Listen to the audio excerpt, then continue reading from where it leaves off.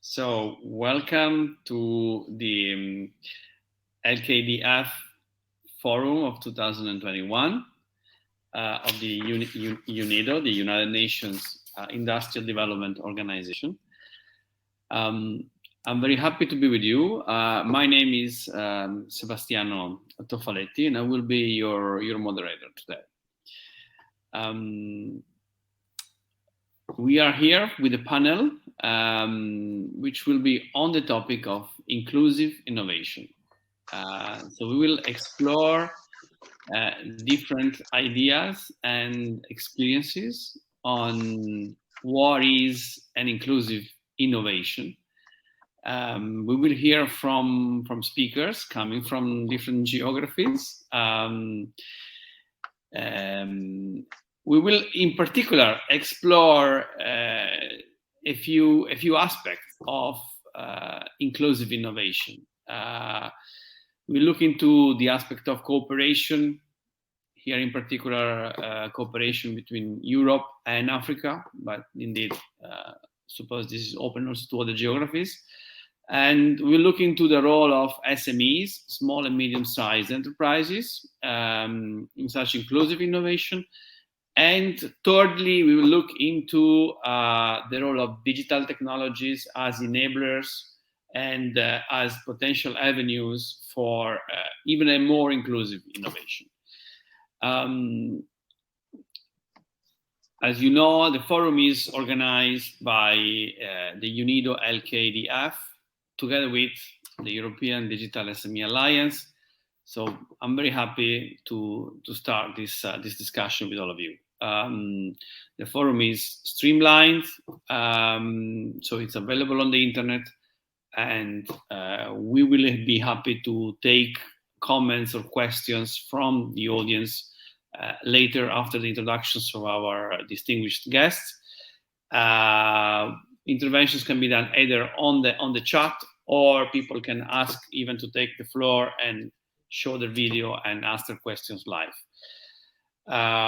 We plan to finish at around 12 p.m., so we have 1 hour essentially to go.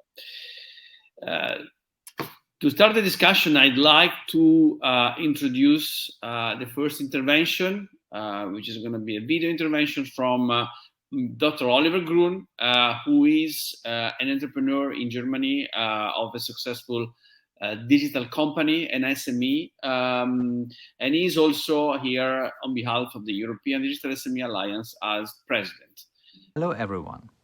My name is Oliver Grün. I'm president of the German and the European Associations of Small and Medium Enterprise IT companies.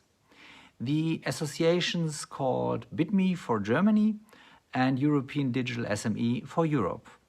But I'm also entrepreneur and founder of Grün Software, a German-based software company with about 280 employees.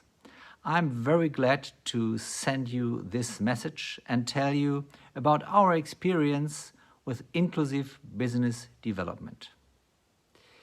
Our project Access International Partnerships in IT, shortly AIPI, a partnership between our German ICT association, BITMi on the one hand, and Rwanda ICT Chamber on the other hand, is a best practice and can be a role model for inclusive business projects. It is important for us that both our association BITMi and the Rwandan IT Chamber, as well as the companies from both countries, see each other as partners on eye level. From our BITMi perspective, we do not experience this project as a kind of help we are offering. It is more a partnership on eye level and exchange where both sides win. So, of course, Rwanda can learn something of our very successful and very strong business experiences in Germany. But secondly, we as Germans and as Europeans, we have to leave our Eurocentric perspective behind and try to see the situation also the other way around. There is a lot Germany can learn from Rwanda when it comes to digitalization. I can give you some examples. For instance, if you look to the topic of education, Rwanda set up a one-child, one-laptop policy. In Germany, to be honest, this is a goal for the future, something that would have helped us in Germany during the pandemic and homeschooling. Well, another example is in Rwanda, you can register a new company within 24 hours online. In Germany, it's not online and it needs days or weeks. I think we can find more examples from both sides. Of course, one of the potentials of our project is, from the German side, the obvious task of getting access to the much needed ICT specialists. 60% of German companies cannot fill open jobs in IT. But also very important and often overseen is the potential to get access to new markets, to the growth market of this century, which is Africa. Our German ICT companies can furthermore use an environment with lower bureaucratic hurdles to test new products. One of our German companies, for instance, used this opportunity to test a VR glove for physiotherapeutic treatment of hand injuries. In Germany, this is not as easy, since it falls under the regulation of medical products. So I think there's a potential for a great opportunity for German ICT SMEs to internationalize for the first time. Additionally, this process to internationalize is closely accompanied by experts from BITMi and the Rwandan ICT Chamber. All in all, AI-PI shows that projects between European and African countries can be much more than a kind of development aid. They can be beneficial for both sides. It shows how businesses can evolve on eye level and so be truly inclusive. I hope our example inspires you for your own inclusive business projects. I wish you all a good conference today, of course, and look forward to valuable discussions and exchange of experiences. Thank you very much. Very good.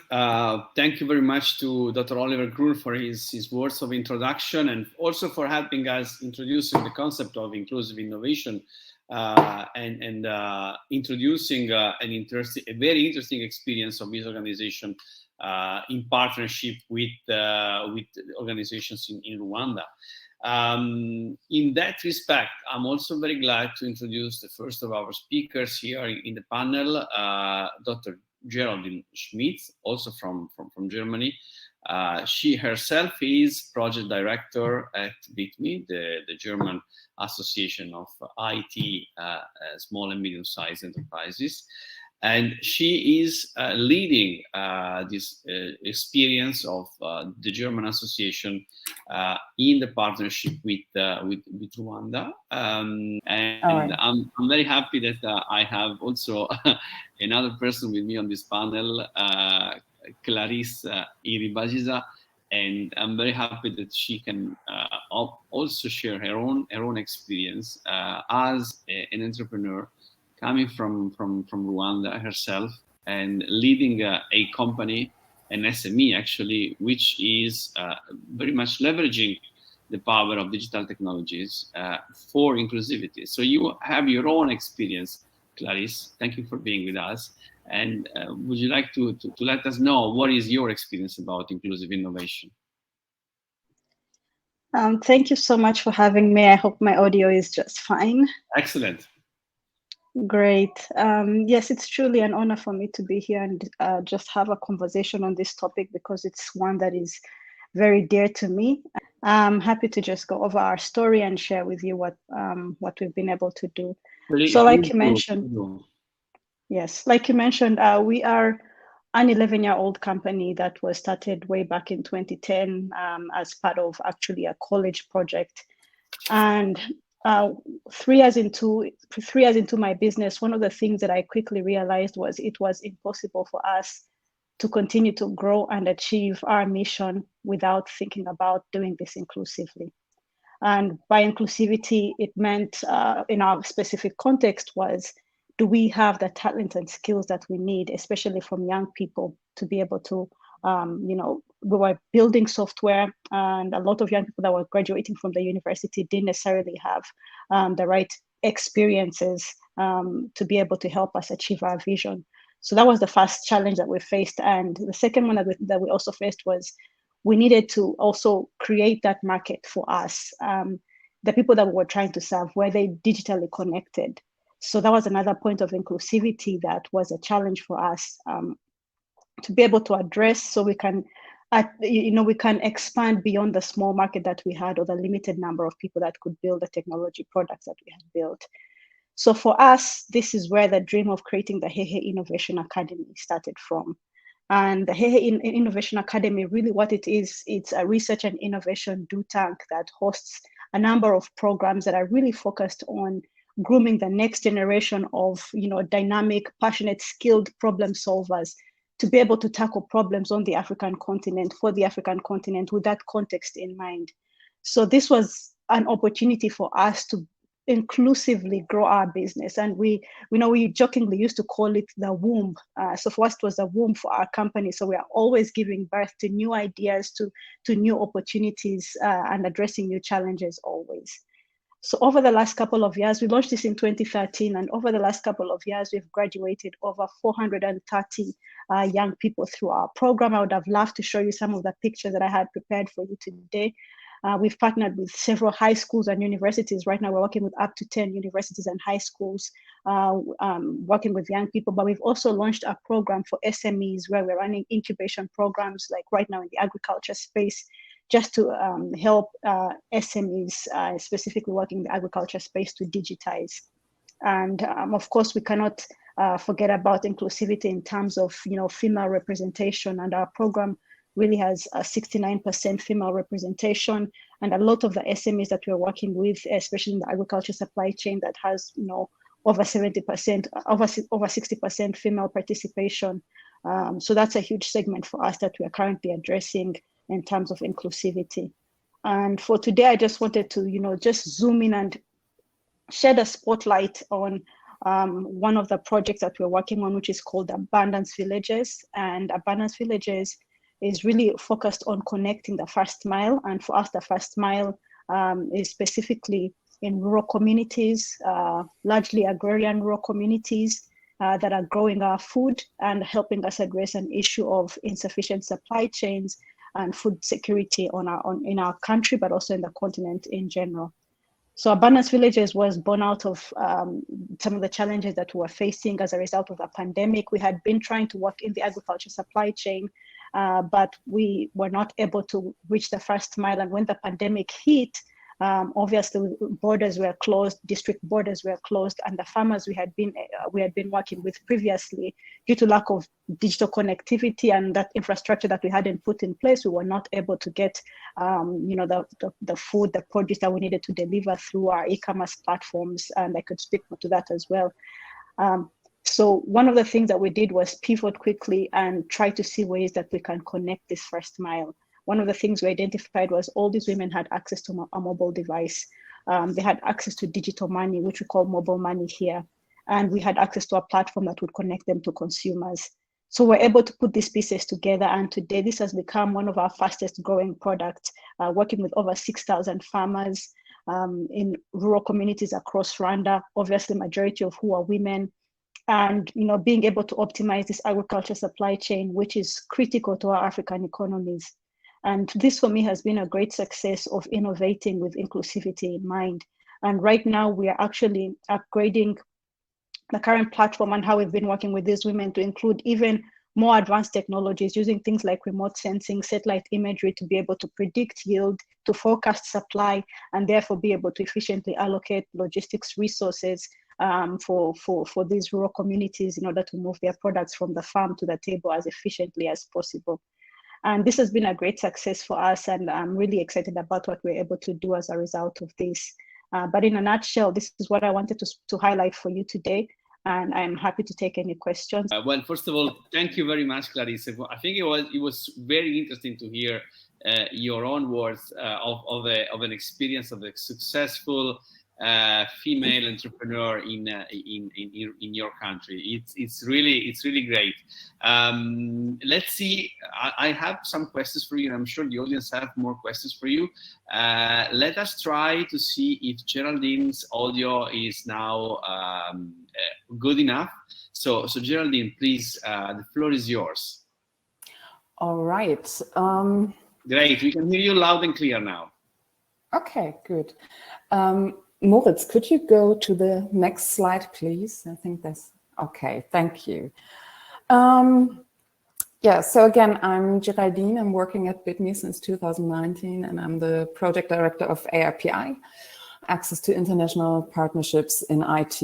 Our project is funded by the BMZ and is in partnership with SEQA. Moritz, next slide, please. Thank you. So today I'm not speaking so much in detail about the project, but of our underlying idea, which is the biggest problem of the African continent is not the lack of skills or so-called underdevelopment. The problem is more the bad image of the continent. So to help you better understand this presentation, I should tell you a little bit more about me.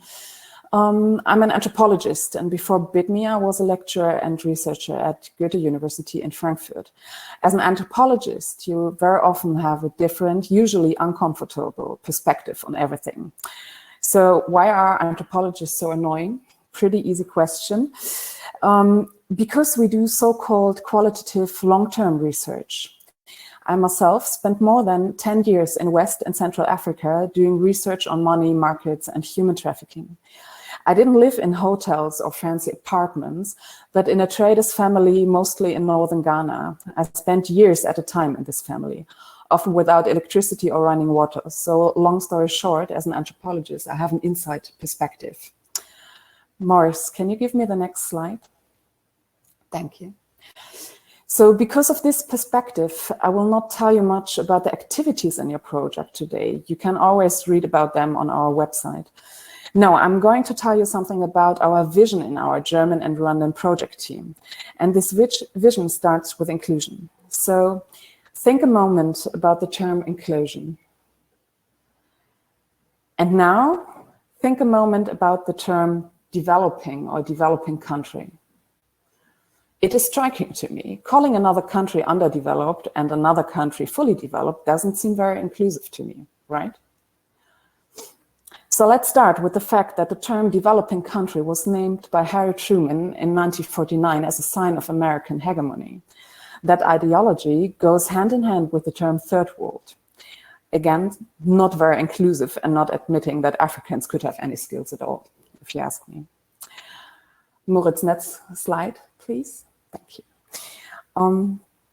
So now I want to briefly tell you how I first learned that the term development is quite problematic. On the picture, you see my host mother in northern Ghana. Her name is Atu. And the other day said about a development worker in Ghana, these gentlemen don't even know how to wash their feet properly, but they call us underdeveloped. What's wrong with them?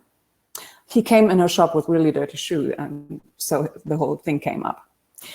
But let me assure you, she's not the only African I met who's fed up with that label. And that got me quite thinking. Can you give me the next? Thank you. So after all this experience I had mainly in West Africa, I'm now working in Rwanda, an incredible, beautiful, innovative, clean country that doesn't strike me as underdeveloped at all. Since 2009, every child there has a laptop or a laptop at school through the One Laptop Per Child initiative. In Germany, the so-called Digital Pact didn't come into effect until 2019, and yet not everyone is covered by a long shot.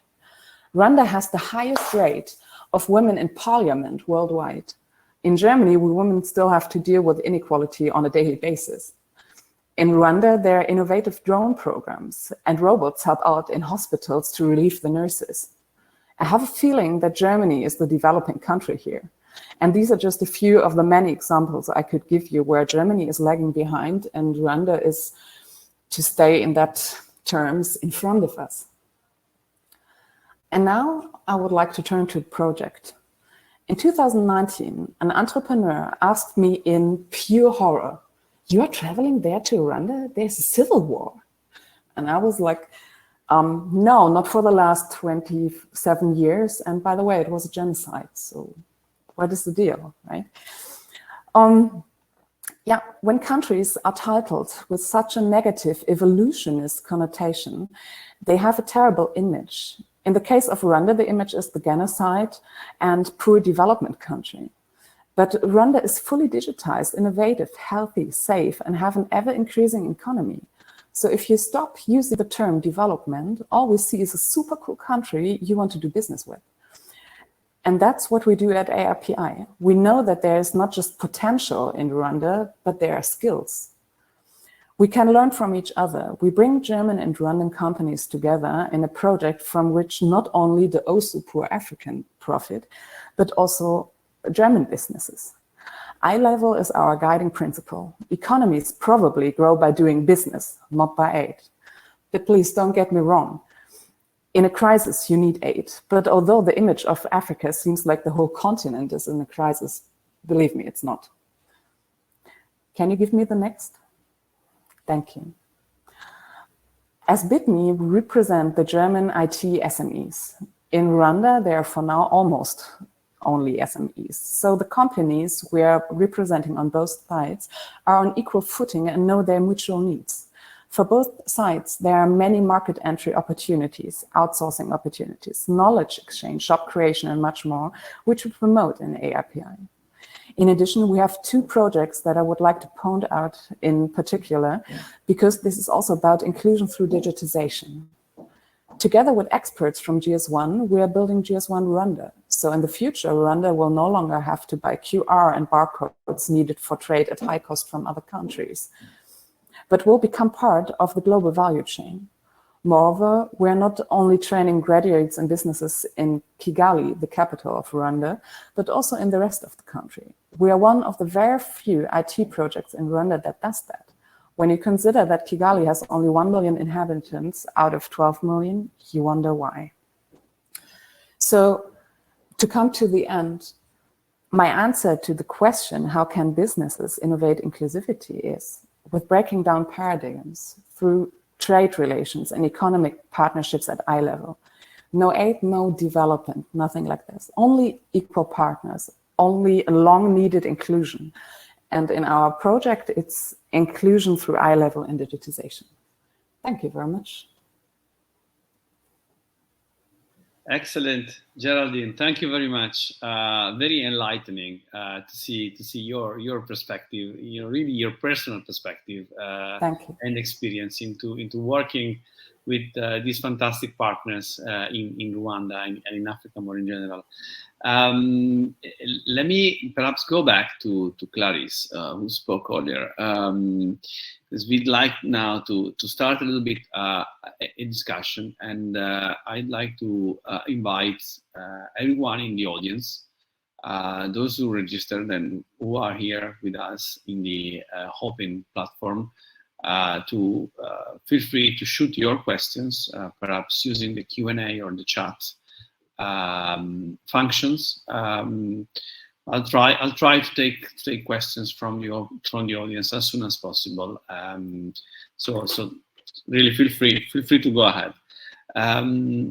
Clarisse, let me continue on the conversation with you, because you really show an excellent experience of a successful entrepreneur that has been able to leverage the digital technologies and is really promoting digital technologies as a tool, to boost the quality of life of people and the economy in general of your country. So as a successful and innovative entrepreneur in an emerging economy, allow me the word emerging Geraldine, I hope that is allowed. In an emerging economy, what is your message for the next generation of young entrepreneurs in your country and perhaps also elsewhere in Europe? How do you see the future?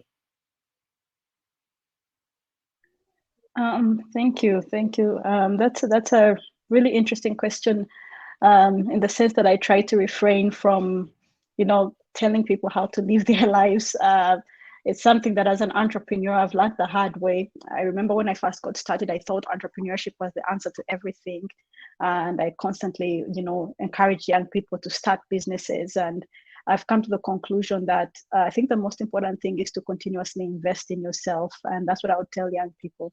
If you want to be relevant in your community, if you want to be relevant on a global scale in terms of what you can offer, continue to invest in yourself, whether it's, trying out new things through a business, educating yourself,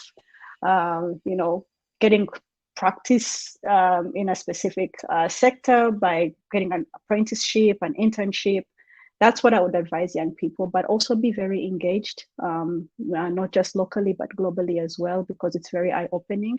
And for me, that was the most transformative thing for me as a young person at the university when I had the opportunity to be a part of the incubation program through which HeHe was launched.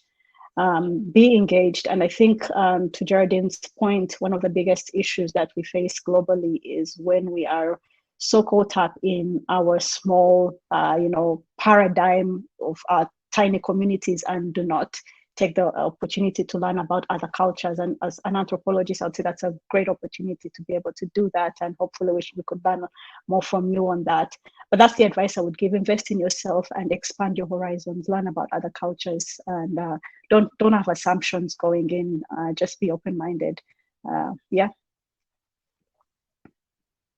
Yeah, thank you, Clarisse. Perhaps let me just follow up on that, because investing in yourselves is a great message, and I think we live in times which are really fast developing, and people, we all should continue learning, should continue investing in ourselves, and not give anything for granted, because the world is changing, and we as human beings, if you want to be successful, I think we should be continue changing. But how do you see that message when you talk to people in different generations? Because in my personal experience is, it's something that it's relatively easier to address when you talk to young people. But when you talk to a bit older people or other generations, in general, it comes across something very difficult, because change is very painful, and any change we are subject to is seen by people as something that they are afraid of. So how do you talk to people who are not prepared to change? How do you convince them to evolve and to, as you say, invest in themselves? Because there's no limit to what they can do, right? Sure, but that's really something really difficult to do. In fact, some of the projects that we've worked on, even as we went into rural communities, we did not try to impose new things, new ideas, new technologies to specific demographics, because we knew that would be an uphill battle for us, but worked to partner with young people that had access to, an older generation, maybe they're their children, and try to find ways for them to collaboratively work together without the challenges that would come with you trying to directly work with, say, a farmer that's maybe 60 years old and above, and trying to introduce a new technology platform to them. But that's it's really been a challenge, and you can't turn back the hands of time. But one of the things that I try to encourage people is just always have a mindset of continuously growing and learning, so that you don't get to a point and it becomes difficult for you to change. So for somebody, way past maybe their 60s, I don't know. I really can't speak for that specific context, because even just looking at my own parents, it's been challenging. But one of the most important things I can say is, when something is meaningful for them, when something is solving a problem that is very fundamental to anyone in any generation, they're actually willing to take the time, the opportunity to embrace whatever that is. We'll give an example of some very basic technologies like WhatsApp.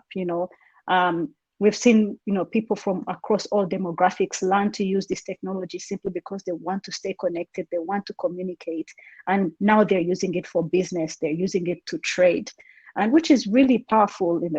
Just understanding that sometimes when that technology is relevant, it's demand driven, it really does tear down those barriers of how to embrace it and how to learn to use it. But it is a challenge, and I just tell young people, hey, you don't want to get to an age where it's difficult for you to continuously keep growing. So, just make that a habit. Make that a habit.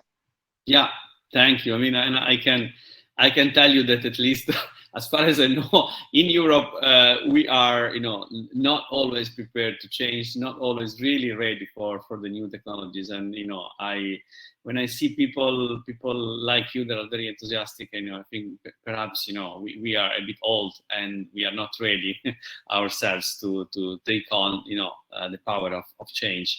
Going back to Geraldine.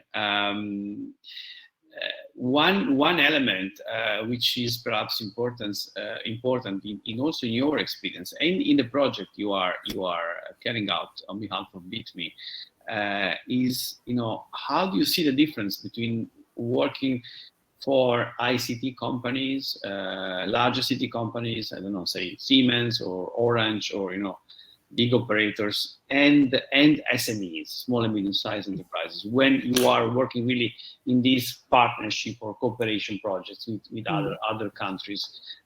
Is there a difference there? I mean, are the mentalities and people are ready in a different way, or what is your feeling about this? Yeah. So the funny thing is, I'm not only working at BITMi, but my father is also a medium-sized entrepreneur, so I know that from childhood, basically. The biggest difference to me is, especially now in the project, you can relatively easy speak with the people who make decisions, because most medium and small enterprises are owner-led. Means things go faster, they are more agile, and also an experience we had, although you always hear the craziest things about companies like Google, the SMEs, especially in IT, they are so innovative and more open to different ideas. And this is something I observed, by the way, on both sides, in Rwanda as well as in Germany. So I would say it's because they're a bit smaller, it's more directly, it's more personal, more agile, and you can speak with the deciding persons. Okay, thanks a lot. Let me perhaps take a question from the audience, which was posted in the Q&A section. It's a question from Hassan Omar, and he's asking to Geraldine, as an anthropologist, what hinder governments or countries to raise the capacities of their people, although many funding mechanisms and programs exist on the EUD or USA or the USAID. Can you tell us again? I had a connection problem. I'm sorry. Is try to ask, I suppose, what are the barriers, for governments to raise the capacities of okay, I'm getting it. This is really the angle that he's trying. Yeah. So what I observed, mainly in West Africa, but also now in Rwanda, with those big organizations, if they're governmental or non-governmental, what I really observed is that those workers rarely speak to the people who should benefit from their work. An example from Ghana, on the market where I was working, they wanted to modernize the market. It was a project from the World Bank. And they have sent a Ghanaian to the market traders, but this Ghanaian was raised in Paris. He didn't grow up in Ghana, and not in northern Ghana. There's a huge difference between the south and north. And they gave like a form to the market traders to fill it out. And now you have to see that many of the market traders, they don't understand English or French, they speak BITMi. So all the details they got from the traders who should benefit were mistranslated and miscommunicated. They didn't really ask for their needs. They had their money. I'm sure they had a good idea behind. I'm not really judging. I'm just saying it's, they don't talk that much to the people. They have, quantitative numbers they're working with, but they miss out the qualitative research, which is basically talking and living with the people who should benefit from what is happening. And the second thing is pretty much the same I said about SMEs. Many organizations, and this is something I really see also in Rwanda, they have too much bureaucracy, they do a bit too much networking, they have great ideas, super people who are working on it, but it's in Germany we say they have a waterhead. I don't know if it's getting clear, but let's say they talk and think a lot, they meet a lot of people, they make great plans, but when it comes to the practical part, again, first, they are not talking so much to the local people, and second, there is something like too much organization behind, instead of just doing what should be done. Yeah. What do you think, Clarisse, about this? Do you have a point of view as a person in Rwanda, working with people yourself? Yeah, I mean, I'll be honest, as an entrepreneur, I got to a point where I got exhausted from too much networking, what we call talk shops, too many of those, and nothing concrete. And I mean, I would say that there's pros and cons to all of that. And it's a great opportunity to meet people, meet potential business partners. Who knows what could come out of it, but you have to be really intentional as to why you're engaging in these ways. But Geraldine is absolutely right. And it's sad. Yeah, it's sad, but I think we need to speak about it more and focus more on the impact, on the tangible, concrete results that we see out there. And less on, just saying things that are not really concrete on the ground. I think that would be one way to sort of discourage that, but I think we have a long way to go in that sense. Yeah. Okay. Thank you. Perhaps I'll continue with the question. Another question from the audience, from Riccardo Savigliano. Riccardo is asking again a question to Clarisse. If she could tell us more about the upcoming project to upskill rural Rwanda in digital technologies, which you mentioned before. So which technologies will be introduced and how will the upskilling be done? Can you give us a clue about it?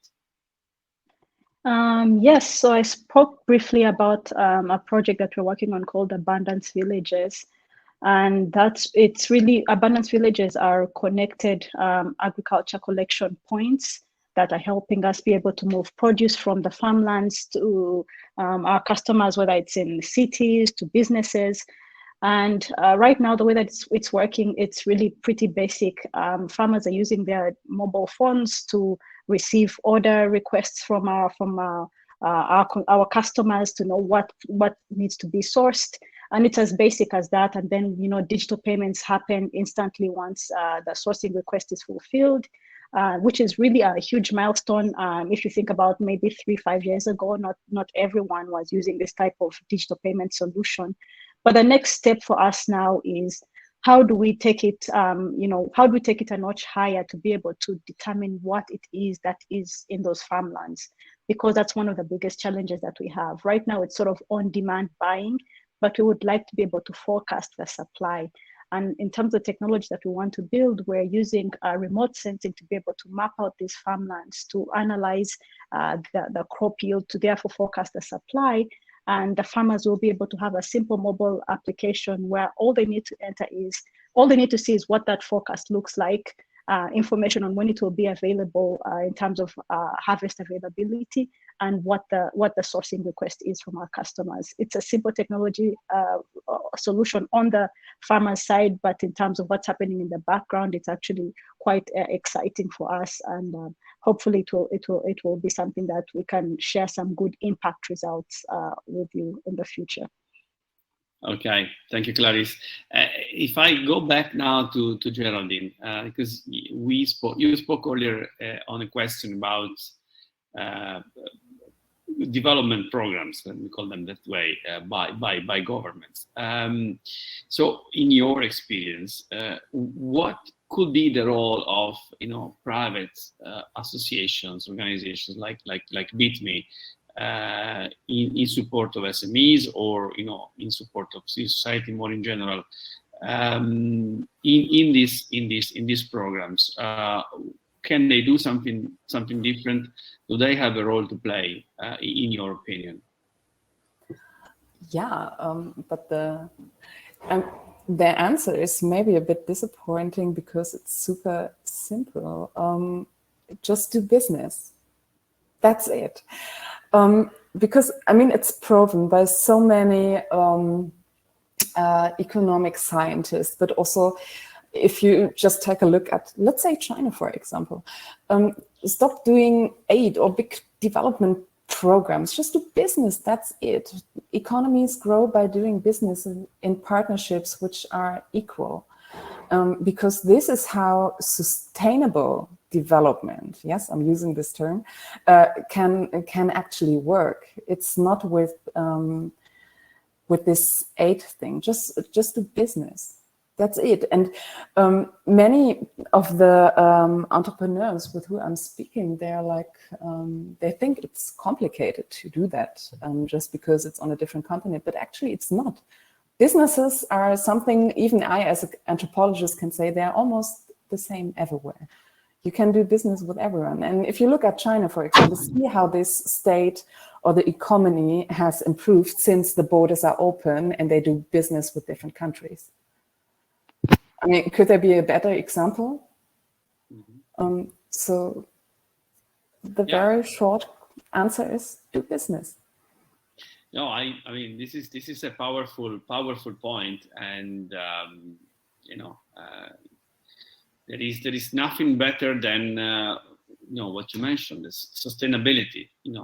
What comes out as a natural development from a free and open market economy that makes everyone better off at the end.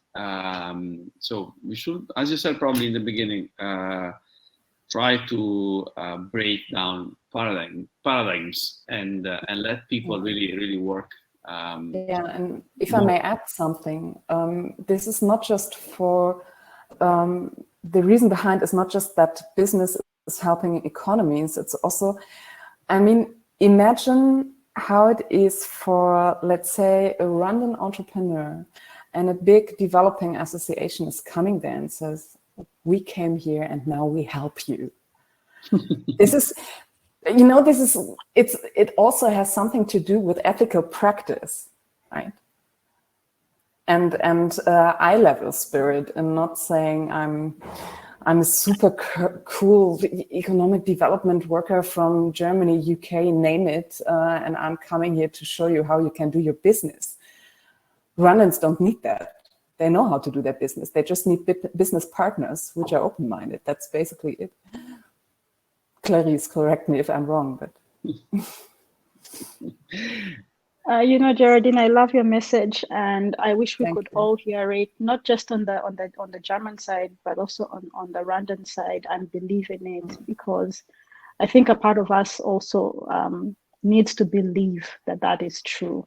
We need to believe that if we focus on trade and not aid, it will be sustainable, and we don't need a handout. But on our end, we also need to invest quite significantly in making sure that we're educated, we are skilled, and we're able to be competitive on a global market. That's still a gap, and it's something that I'm particularly passionate about, because some of the opportunities I've been able to tap into is because my family, my parents invested in that, and I can see how that could be a much harder thing for somebody else who doesn't have a similar background can have access to. So, as African economies, investing in our people, just making sure that we have quality education will enable us to, be at a much more level playing field with the rest of the world. Yeah. And because, Geraldine, you mentioned earlier that you spoke to an entrepreneur when you mentioned you were going to Rwanda. So what are you doing there? There's war or something. But besides this particular example, what is to continue on what Clarisse said? I mean, what is the attitude of the entrepreneurs, at least in your experience in Germany, towards working with different partners, opening up a little bit their market, looking into countries like Rwanda? Do you think, okay, indeed, an association like yours has a role to play in informing, etc., and making them aware? But what is the attitude? What are the responses? Do you really are able to find people who are curious and open-minded enough, or is it difficult? Let's say at the beginning, there are always a lot of questions. But when our amazing team in Rwanda and I have answered them, they get open-minded, because we are not telling any childhood stories or miracles. We're just presenting facts, and I would say 99% of the companies who are interested, they are open-minded, and it's not an issue anymore. The problem is, and what I'm observing very often, they are so surprised. They are so surprised when I'm telling them about the economy in Rwanda, and especially about the digitization.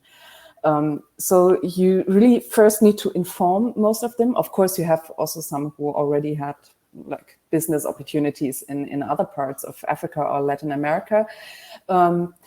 But they're always a bit surprised. So you need to explain a lot, but this is what I'm there for. So it's totally fine. And most are very open-minded, actually. And that guy, by the way, who was so horrified, he is now working together with us.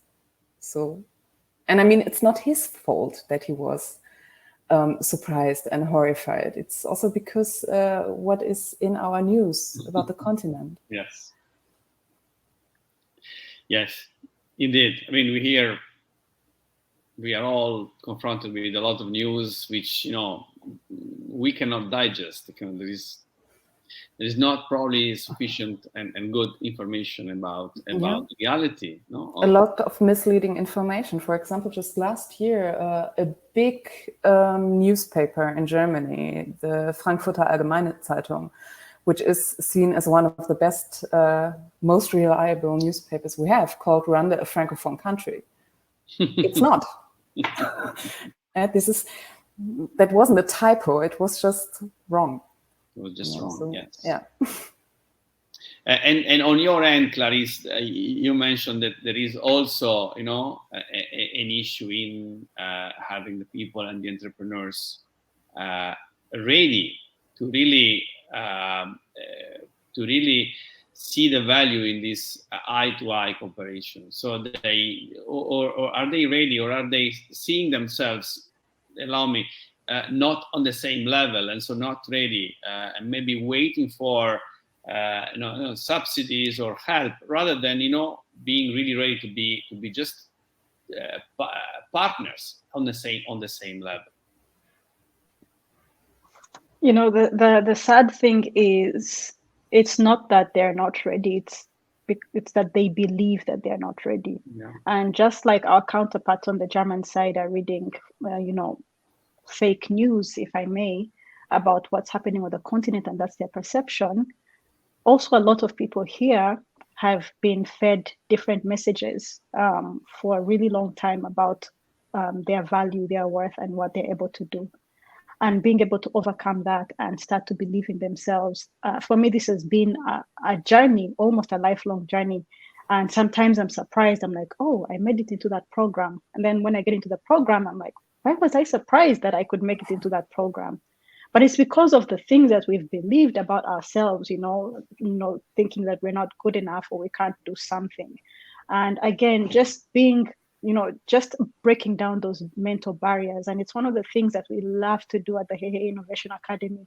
Just tell these young people, you're capable of doing anything you put your mind to. And I think that's a very critical part of getting to that level playing field. It's about believing in yourself, because a lot of people who come to Africa and want to do business don't necessarily understand everything or know everything, but they're willing to take that risk. So we also need to be willing to take that risk, to step out of our comfort zone, overcome the lies that we have believed about ourselves, and engage with the rest of the world. And while at it, keep on growing and improving ourselves. We don't have to be perfect when we get started. Yeah. Good. Clarisse, going back to the challenge of being inclusive, when doing business, what would you tell an entrepreneur if you need to try to change his or her mindset from, perceiving inclusivity as a burden or as a challenge into perceiving it as an opportunity? And I'm talking about an entrepreneur. Again, it might be someone in Rwanda, but it might be someone in Germany or another country. I mean, it's a similar story. What would you tell this person? I mean, what we do, in my case, like I said at the beginning, we saw it as the only way to grow. So it's an opportunity for growth and sustainability. And once you can see that you think about inclusivity allows you to expand your market opportunities, allows for you to have a team beyond your, whatever small team you have in that moment. I think that is convincing enough in my perspective. If you want to grow, if you want to keep expanding your business, then think inclusively. Think about how to include women. Like in our context, they are over 50% of the population. They are over 70% of who is in agriculture. How on earth am I going to be able to tap into that aspect of the economy without thinking about that? Young people and digital technologies, we are the most tech savvy generation we've ever had. So for me, that's really important. So just looking at it from you get to win, they get to win. It's not a zero-sum game. It's an opportunity for you to sustainably grow your business long term. I think those are concrete points that we can share, just to convince them on inclusivity. Sounds good. And definitely, I think you are a living example of that is possible, and it is a sustainable business model. So there's nothing better than showcasing yourself what this means. We are getting towards the end, but before that, perhaps I'd like to give the two of you the last chance to tell us what is the key message you'd like to convey. What is your take out of today's conversation, out of these topics, inclusivity, together with international partnerships, together with the role of digitization, digital technologies, and the role of course of SMEs. What would be your key message? First, I'd like to start with you, Geraldine. How would you like to wrap up? Okay.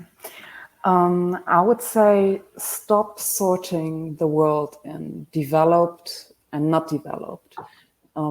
Be open-minded, be open to learn from people you never knew you could learn something from, because this is something we experience every day in our project. And it's easier today. Digitization makes it possible to open up your mind, to work on eye level and do business everywhere.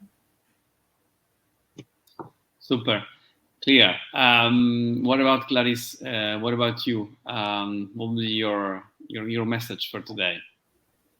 I would say, when thinking about inclusivity, do not think of toning down your technology, your message to try and reach, an audience that is somehow, below a specific, human threshold that you might think of.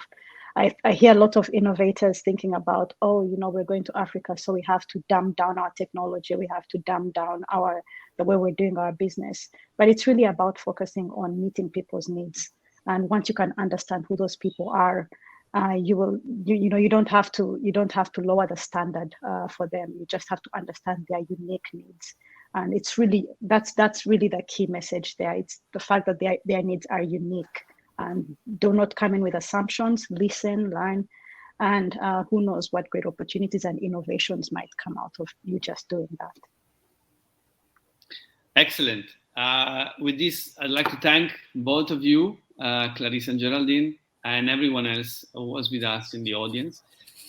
I trust that this was an inspiring conversation and that we learned from people who have a lot to share, a lot of good experiences in the area of innovative inclusion. I'd like to then close this 2021 LKDF forum, our panel on inclusive innovation, and looking forward to the next opportunity and perhaps to the forum of next year. Have a good continuation and goodbye, everyone. Thank you very much. Bye. Thank you. Bye. Thank you.